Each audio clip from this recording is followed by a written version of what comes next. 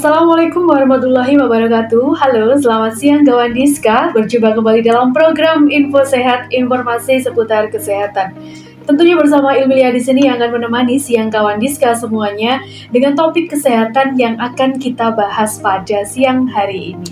Dan telah hadir di studio kawan Diska ada narasumber kita pada hari ini, yakni ada Dr. Melati Arena Putri Ramadhani. Oke, selamat siang dokter. Selamat siang, Mbak. Oke, dokter biasanya panggilannya siapa nih dok? Melati, Mel aja deh. Oke, Dokter Mel gitu ya dok ya. Oke, dokter mungkin bisa menyapa dulu kawan Diska yang sudah join di IG Live kami nih. Ya, halo kawan Diska. Oke, Dokter Melati biasanya bertugas di mana? Saya di Puskesmas Tawang. Oke, Puskesmas Tawang Rejo gitu ya dok ya. Iya. Oke, untuk kawan Diska semuanya, nantinya kalau misalkan ada pertanyaan bisa langsung ditulis di kolom komentar dan akan langsung dijawab oleh Dokter Mel pada siang hari ini. Dan hari ini kita akan membahas tentang BIAS, yakni Bulan Imunisasi Anak Sekolah. Nah, mungkin bisa dijelaskan dulu dokter, BIAS ini apa sih? Jadi BIAS itu kan tadi udah dijelaskan ya singkatannya Bulan Imunisasi Anak Sekolah. Jadi intinya ini adalah program pemerintah di mana kita melakukan imunisasi hampir serentak gitu ke anak-anak usia sekolah. Kenapa sih kok di sekolah? Karena gampang aja udah ngumpul anaknya gitu. Dan di sekolah tuh juga anak-anaknya tuh kan usianya kan kurang lebih sama gitu. Jadi yang kelas 1 ya usianya sama, yang kelas 2 usianya sama, yang kelas 5 usianya juga sama, sehingga itu memudahkan untuk ngatur imunisasi yang pas gitu. Nah, tapi mungkin kalau imunisasi di sekolah tuh kan kita semua sudah familiar ya, karena dari zaman kita kecil juga udah mengalami ya. Cuman mungkin belum tentu orang-orang tuh pada tahu kenapa sih kita perlu imunisasi gitu. Oke, mungkin dijelaskan dulu dokter, mungkin kenapa nih pentingnya imunisasi ini sebenarnya apa sih? Jadi mungkin kan sering mendengar ya bahwa mencegah itu lebih baik daripada mengobati. Nah, pada dasarnya imunisasi itu gitu sih. Ini kita tuh mencegah penyakit karena penyakit-penyakit yang dicegah dengan imunisasi ini mendingan kita cegah daripada terlanjur sakit terus diobati. Karena apabila sudah terlanjur sakit bisa berpotensi fatal atau bisa berpotensi menyebabkan cacat permanen. Misalnya nih penyakit polio. Polio itu kalau misalnya anaknya udah terlanjur lumpuh kan ya lumpuh terus kan, kasihan kan, sehingga lebih baik kita cegah. Nah, cara mencegah yang paling meyakinkan adalah dengan imunisasi gitu. Karena kita kan nggak tahu ya virus bakteria ini ada di mana, ketemunya sama siapa, nggak tahu. Sehingga yang cara mencegah yang paling meyakinkan berdasarkan penelitian-penelitian yang ada adalah dengan cara imunisasi. Oke, jadi imunisasi ini dapat dikatakan untuk mencegah suatu penyakit gitu ya dokter ya? Yang bahaya kalau misalnya sampai kita kena. Oke, kalaupun terkena penyakitnya nanti tidak parah gitu ya dokter ya? Iya, betul. Jadi kalau misalnya sudah diimunisasi, ketika misalnya amit-amit ketemu penyakitnya, badan kita tuh sudah punya kekebalan. Sehingga kalau kena tidak parah. Jadi membentuk kekebalan dalam tubuh gitu ya dokter ya? Iya. Oh iya, saya mau dikit cerita deh cara kerja imunisasi. Boleh dong. Jadi kadang kan kalau misalnya di TV itu ada pas HUT TNI itu kan suka ada latihan perang ya TNI. Betul. Nah, imunisasi itu kalau menurut saya tuh kayak latihan perang gitu loh. Jadi imunisasi itu kan gini, kita memasukkan entah virus yang dilemahkan atau zat-zat yang ada untuk virus. Intinya sih kita memasukkan zat untuk cosplay jadi musuh gitu. Cosplay jadi bakteri, virus yang menyebabkan penyakit. Nah, ketika kita masukkan zat itu, badan kita akan menganggap seperti ada virus gitu loh. Tapi virusnya tuh kan nggak bahaya karena dia cuma pura-pura cosplay aja, cuma topengnya aja gitu loh. Jadi kan kalau proses imunitas normal tuh gini, badan kita kemasukan penyakit, bakteri, virus, apalah gitu. Nah, kemudian badan kita itu membentuk imunitas gitu, latihan untuk melawan si penyakit ini. Nah, tapi kan kalau di versi normalnya kan penyakitnya kan berbahaya gitu loh. Sebelum dia bisa ditangani oleh badan kita, sebelum badan kita membentuk kekebalan, sebelum badan kita membentuk antibodi, dia udah ngerusak dulu gitu loh. Nah, jadi vaksin itu adalah bagaimana caranya kita bikin badan kita itu membentuk antibodi tanpa perlu ketemu virus yang beneran, yang merusak gitu. Sehingga kita datengin lah virus palsu, bakteri palsu, gitu. Sehingga badan kita bisa membentuk kekebalan tanpa kena damage-nya dari penyakitnya. Oke, jadi cara kerja dari vaksin gitu sendiri dari dalam tubuh kita itu seperti itu gitu ya dokter ya. Jadi kita dilatih dulu untuk perang itu tadi tanpa gitu. ketemu musuh sesungguhnya yang berbahaya. Karena musuh yang dimasukkannya adalah cosplay aja. Iya, betul. Gitu. Oke. Kemudian dokter, untuk jenis imunisasi nih yang diberikan pada saat bias ini apa aja sih dok?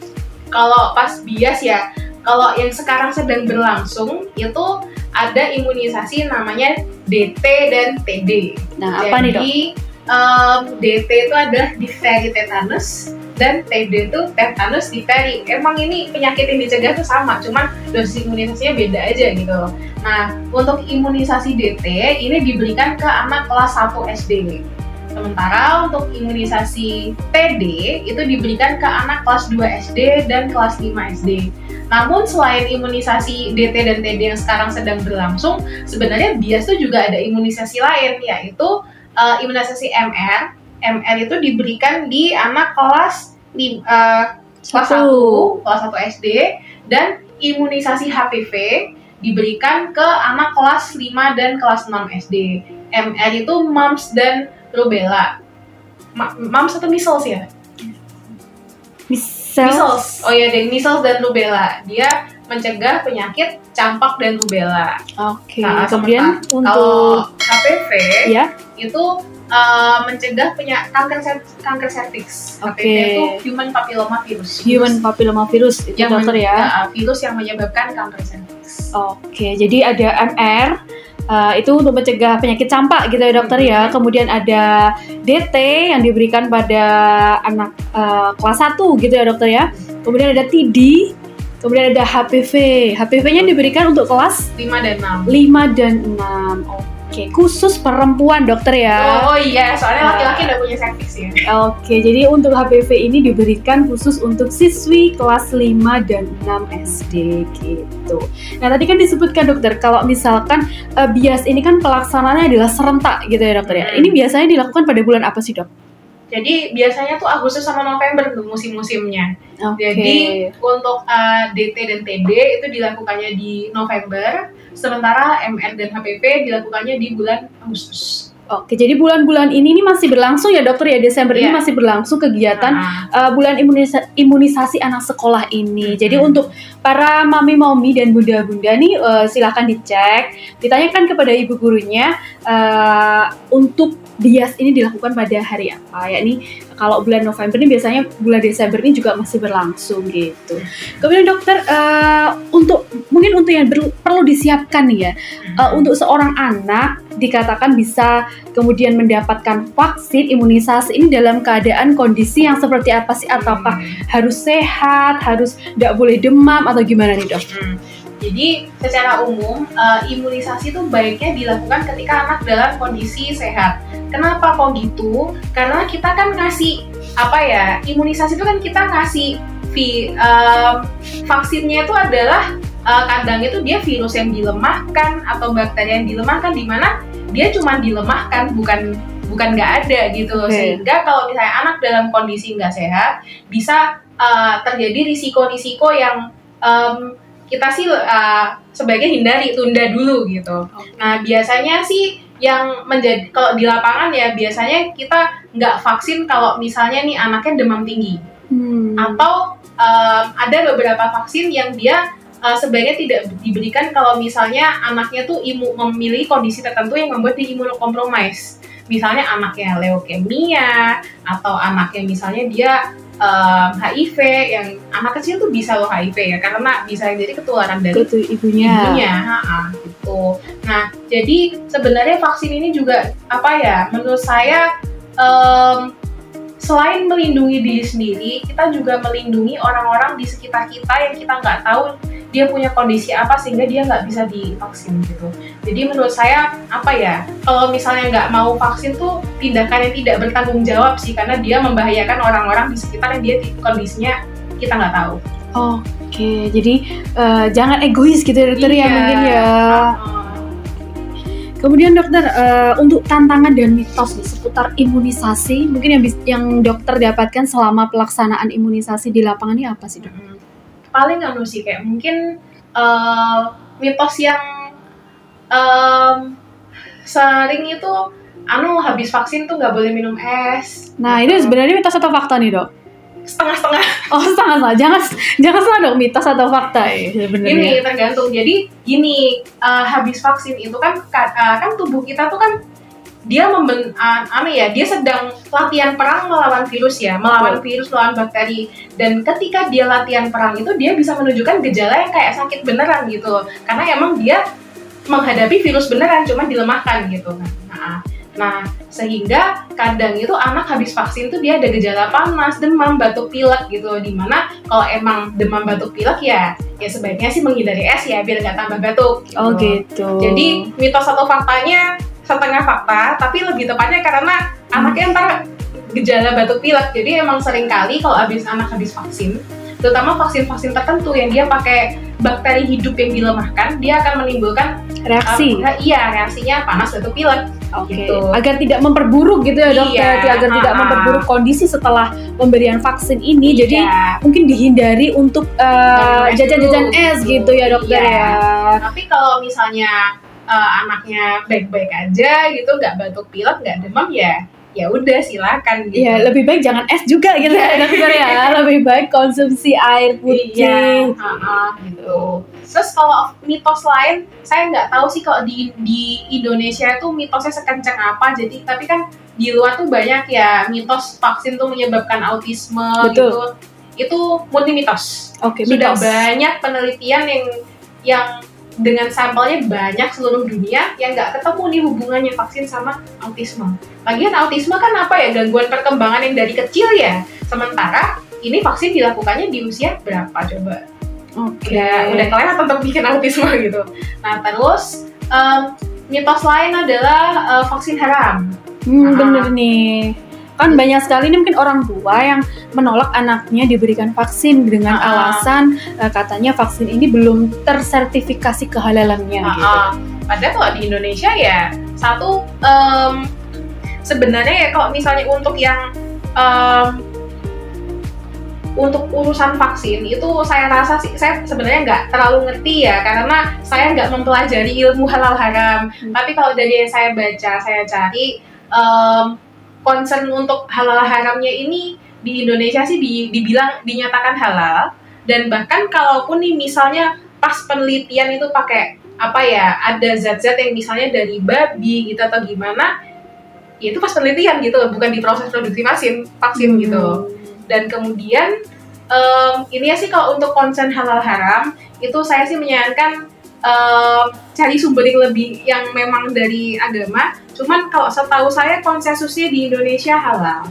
Dan selain itu ini kan posisinya kan ini zat yang untuk menyelamatkan nyawa gimana. Jadi kalau misalnya memang untuk menyelamatkan nyawa, memang ya sudah halal gitu. Karena mungkin sudah diuji gitu ya dokter ya, dan mungkin sudah banyak juga informasi-informasi gitu. Iya, sama untuk keamanannya vaksin. Betul. Jadi untuk uji keamanan vaksin yang saat ini digunakan di bulan imunisasi anak sekolah adalah vaksin-vaksin yang telah teruji klinis sudah lama, sudah pengujian klinisnya panjang dengan sampelnya banyak anak di seluruh dunia, dan ini sejauh ini ditemukan aman. Kalaupun nih ada amit-amit ada efek samping gitu, biasanya adalah efek samping yang ringan sehingga dipertimbangkan efek manfaatnya jauh melebihi potensi efek sampingnya. Efek samping yang sering muncul yaitu tadi batuk pilek. Karena apa? Karena dia ada vaksin-vaksin yang bahannya memang bakteri beneran tapi dilemahkan. Nah, badan kita kalau ketemu bakteri gejalanya demam. Gitu. Tapi kan ya itu mentoknya itu demam aja, mendingan demam daripada amit-amit kena penyakit yang tadi ya, gitu. Jadi efek sampingnya ini ringan, jadi manfaatnya itu lebih banyak gitu ya dokter ya. Dan kalaupun nih ada amit-amit ada yang alergi, karena kalau alergi kan kita nggak tahu ya, nggak bisa memprediksi ya siapa alergi sama apa. Saya kan nggak tahu ya mbaknya ini alergi apa. Nah, tapi untuk vaksin, prosedur tetapnya, prosedur standarnya untuk vaksin adalah kita harus selalu sedia ada obat namanya epinefrin untuk kalau misalnya amit-amit terjadi reaksi alergi yang berat. Jadi gitu, kita sudah vaksin ini aman, dibuktikan oleh banyak uji klinis dengan sampelnya banyak, dengan risiko-risikonya kecil, ringan, dan amit-amit kalau ada risiko berat yang sangat jarang sekali, persentasenya sangat kecil banget, hampir nggak ada. Tapi kalau amit-amit ada, kita pun siap. Gitu. Jadi mempertimbangkan itu jauh lebih besar manfaatnya daripada risikonya. Betul. Jadi sudah dijamin untuk keamanan dan kehalalnya untuk vaksin itu sendiri. Jadi untuk orang tua jangan ragu lagi gitu ya dokter untuk memberikan imunisasi, karena ini merupakan kewajiban ya dan hak juga yang harus diterima oleh anak gitu. Dan kalau misalnya nggak mau vaksin itu egois sih, itu membahayakan orang di sekitar. Termasuk dalam golongan orang tua yang egois gitu ya dokter ya. Oke. Tadi disebutkan kalau misalkan efeknya ini ringan gitu ya dokter ya untuk vaksin sendiri ini. Ada yang demam gitu, ada yang batuk atau ada yang pilek gitu. Kemudian kalau misalkan orang tua ini yang mungkin panik gitu dokter setelah anaknya divaksin kemudian demam. Nah, demam ini dikatakan demam ini berapa sih dokter sebenarnya? Sebenarnya patokannya demam itu suhunya 38,5. Tapi kan tidak semua orang punya termometer ya di rumah ya. Jadi mungkin kalau dirasa anaknya badannya hangat gitu, lebih panas dari biasanya, kasih paracetamol aja. Oh, dikasih paracetamol gitu. Kalau misalkan ini dikasih paracetamol tidak turun, kemudian ada bengkak mungkin di bekas suntikannya, ini orang tua ini boleh nggak sih membawa anaknya ini ke fasilitas kesehatan gitu?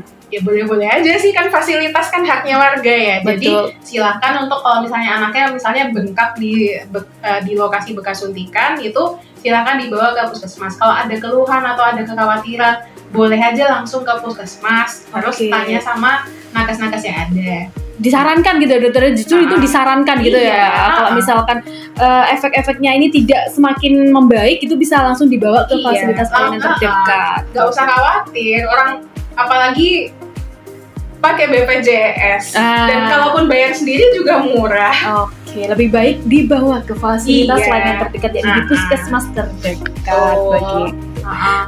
Kemudian dokter, untuk peran orang tua nih dan guru dalam program imunisasi ini sendiri seperti apa dokter?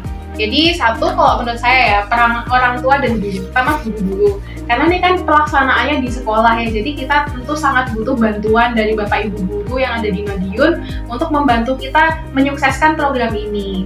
Jadi mengkondisikan anak-anaknya, terus ngatur jadwalnya dan sebagainya. Terus kemudian anak kecil ya, siapa sih yang nggak takut disuntik ya? Pasti takut lah, kita orang dewasa aja juga tetap takut gitu loh. Sehingga kita sangat perlu bantuan Bapak Ibu guru untuk membantu menenangkan anaknya, murid-muridnya supaya berani untuk divaksin. Karena sebenarnya vaksin itu apa ya, ketika disuntik itu banyak yang bilang geli, bukan sakit. Bukan gitu. Sakit ya, kayak digigitnya semut gitu kan biasanya. Tapi kan namanya anak-anak pasti udah takut duluan gitu. Sehingga kita sangat perlu bantuan Bapak Ibu guru untuk menenangkan murid-muridnya dan menyemangati, ayo semangat gitu. Terus kita butuh bantuan orang tua karena kadang tuh ada anak yang tetap takut ya dia diimunisasi. Nah, yang paling dekat sama anak itu kan biasanya orang tua ya. Jadi kalau misalnya memang anaknya tuh cenderung takut untuk diimunisasi, boleh banget ditemenin ke sekolah gitu supaya pas imunisasi anaknya ditemenin orang tuanya. Dan kadang nih ada nih tetap anak yang saking takutnya nggak bisa diimunisasi di sekolah ya, karena meronta-ronta gitu ya dokter ya, sampai lari-larian ya, gurunya pun juga bingung. Nah yang seperti itu kan akhirnya kan anaknya perlu diantar terus imunisasi ke puskesmas. Jadi minta tolong bantuan orang tua untuk membantu kita menyukseskan program ini, karena ini pun juga demi kepentingan anaknya ya, demi melindungi anaknya dari penyakit-penyakit yang berbahaya. Oke, jadi peran orang tua dan guru di sini tuh sangat besar sekali gitu ya, Dok. Jadi jangan semuanya dilimpahkan kepada tenaga kesehatan gitu, karena semuanya berperan penting dalam penyuksesan bulan imunisasi anak sekolah itu sendiri begitu. Mungkin ada lagi yang mau disampaikan, Dokter? Udah sih. Udah. Mungkin ada yang harapannya kepada orang tua di luar sana, Dokter, tentang program BIAS ini sendiri? Harapan saya sih untuk orang tua, satu menyadari pentingnya BIAS ini, bahwa ini tuh demi melindungi anak-anaknya sendiri, dan selain melindungi anak-anak juga melindungi orang-orang di sekitar kita yang belum bisa diimunisasi. Misalnya nih anak bayi kan bukannya nggak bisa kena ketemu virus tetanus ya, tapi dia belum bisa diimunisasi gitu karena usianya, sehingga ini selain untuk melindungi anak sendiri, diri sendiri, juga ini melindungi orang-orang di sekitar kita yang belum bisa diimunisasi gitu. Terus kemudian minta tolong bantuan orang tuanya untuk tegan gitu, jadi nggak panikan, jadi bantu menenangkan anaknya. Terus kalau misalnya habis imunisasi itu anaknya misalnya demam gitu, nggak panikan gitu, karena ini adalah respon tubuh yang normal ketika dia ketemu penyakit. Dan vaksin ini adalah kita ngasih penyakit yang dilemahkan gitu, jadi memang akan sering gitu habis imunisasi anak itu demam. Nggak usah khawatir, kasih paracetamol, dan kalau misalnya memang masih khawatir ke puskesmas aja gitu, nggak apa-apa. Oke, jadi pesannya itu, Dokter ya. Jadi untuk orang tua di luar sana jangan khawatir dan jangan panikan gitu. Iya. Karena untuk imunisasi ini sendiri manfaatnya jauh lebih besar daripada efek yang ditimbulkan. Kalaupun ada efek, ini insya Allah adalah efek yang ringan. Terima kasih, Dokter, telah hadir di studio kami hari ini dan telah membagikan informasi kepada kawan Diska semuanya. Mungkin selanjutnya kita akan bertemu lagi dengan topik yang lebih menarik lagi. Iya. Kawan Diska, itu tadi obrolan kita pada siang hari ini, dan jangan lupa untuk subscribe channel YouTube kami di Kawan Diska 5145. Ilmulia pamit undur diri. Assalamualaikum warahmatullahi wabarakatuh.